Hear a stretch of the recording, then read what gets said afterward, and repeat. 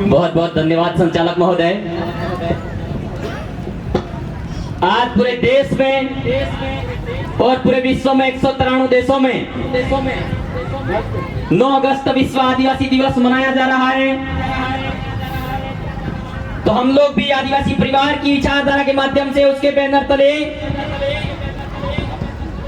करनौआ college ground से हमारे खेरवाड़ा क्षेत्र में SC, ST, OBC, minority, general, तमाम जाति समुदाय, समस्त जीव जगत को हम आदिवासी परिवार के मंच के माध्यम से 9 अगस्त की आप सभी को शुभकामनाएं जोहार ज्ञापित करते हैं। सभी धर्म समुदाय को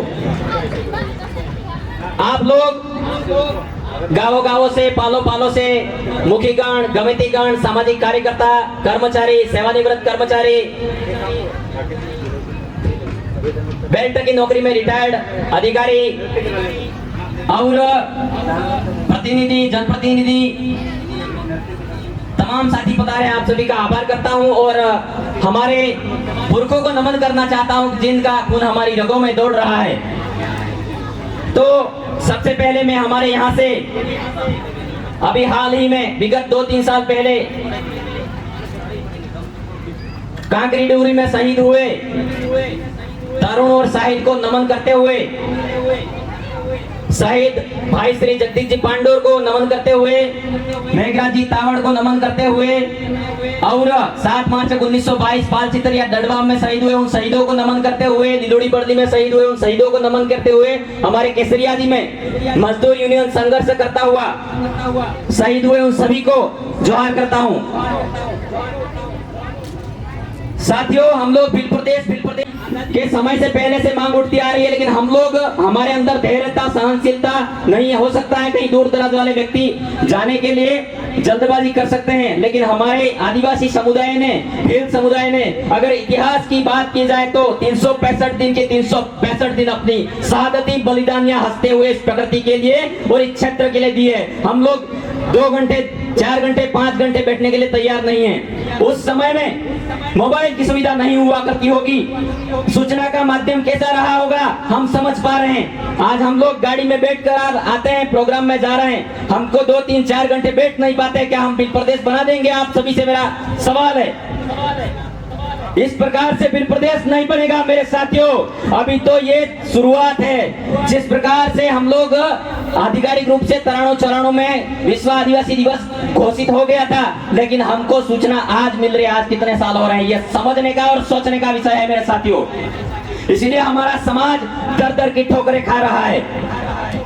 मैं मान सकता हूँ, समझ सकता हूँ और आप लोग सब मेरे से विद्वान हैं, समझ सकते हैं कि हम लोग इस धरती के मूल मालिक होने के नाते सदियों से हमारी संघर्ष लड़ाई रही। उसके बाद में इस क्षेत्र में देखा गया कि ये मतलब संघर्ष करने वाली लड़ाकू कौम और मेहनत कश से कमाने वाली रोटी कमाने वाले लोग कौन हैं और बाहरी लोगों से कौन लोग लड़ सकते हैं। तो महाराणा प्रताप ने भी जब लड़ाई में 1574 में अपने आप असहज महसूस की थी, उसके बाद उसने उस क्षेत्र में देखा, 1574 की बात बता रहे हैं हम लोग, उसके बाद इस क्षेत्र में देखा कि कौन लोग है, भील लोग मेरा साथ दे सकते हैं। तराना पुंजा ने हमारे हजारों लाखों की संख्या में लोग ले जाकर खड़े किए और हल्दीघाटी का युद्ध जीता गया, वो हमारे भीलों की बदौलत जीता गया।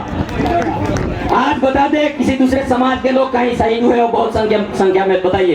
फिर उसके बाद 1 जनवरी 1841 को सरकार को, ब्रिटिश सत्ता को मानना पड़ा कि इस क्षेत्र में इतने बड़े साहसी लोग, अनुशासित लोग, युद्ध प्रणाली, गोरिल्ला, छापेमार, सब प्रकार की युद्ध प्रणाली को जानने वाले लोग, तो इनको किस तरीके से उनके संवैधानिक रूप से, ब्रिटिश सत्ता का भी अपना कानून, अपना संविधान था, तो उन लोगों ने फिर 1 जनवरी 1841 को मेवाड़ भील कोर की स्थापना किया खेरवाड़ा में। उसको लेकर स्थापना की थी कि हमारे यहाँ से लोगों को भर्ती किया जाए ताकि भील लोग यहाँ के सामंती शोषण, बाहरी ताकतों को, लेकिन हमारी परंपरा को आइडेंटिफाई करना पड़ेगा।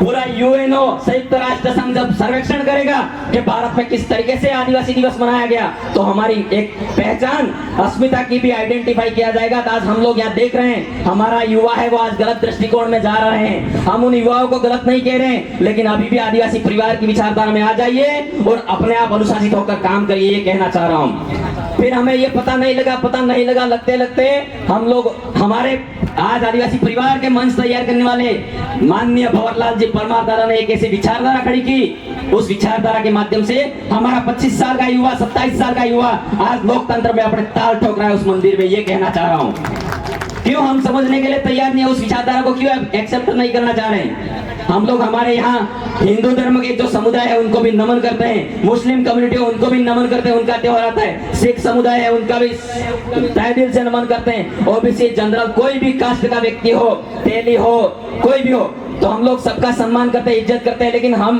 केंद्र सरकार भी आज हम पे कब्जा लगाए हुए बैठी है कि आदिवासियों पे किस तरीके से शिकंजा कसा जाए। केंद्र सरकार ने हमारे लोगों को धार्मिकता के नाम पे इतना घसीट दिया है और जमीन के हक अधिकार को छीन कर घसीट दिया है। हम लोगों का 1871 में आज से मतलब 80 साल तक तो हमारे धर्म कोलम था। 1871 में धर्म कोलम जब पहली भारत की ब्रिटिश सत्ता ने जो सर्वेक्षण किया तो हमारा आदिवासी धर्म कोलम था। 1871 में 1881, 1891 चलते चलते आया और आजादी 1951 की जनगणना हुई और 1951 की जनगणना में भी था हमारा धर्म कोलम। 1961 की जनगणना में खत्म हो गया। 80 साल तो किसी धर्म समुदाय का धर्म कोलम चल सकता है, तो हमारे आदिवासियों का धर्म कोलम क्यों खत्म किया गया? ये डिबेट है वो संसद में बोलनी चाहिए। हमारे लोकसभा सांसदों को ये मैं कहना चाहता हूँ कि हमारा धर्म कोलम है वो फिर से पुनर्जीवित करे और उसको स्टेटमेंट प्रतिलिपि प्रेषित करे सभापति महोदय के सामने, तब जाके हमारे आज समाज के लोग फिर अलग अलग धर्म समुदाय में मजबूरन लिखना पड़ा, हिंदू लिखना पड़ा, मुस्लिम लिखना पड़ा, सिख लिखना पड़ा, लोगों को मजबूरन कुछ नहीं मिलता है तो लिखना पड़ा।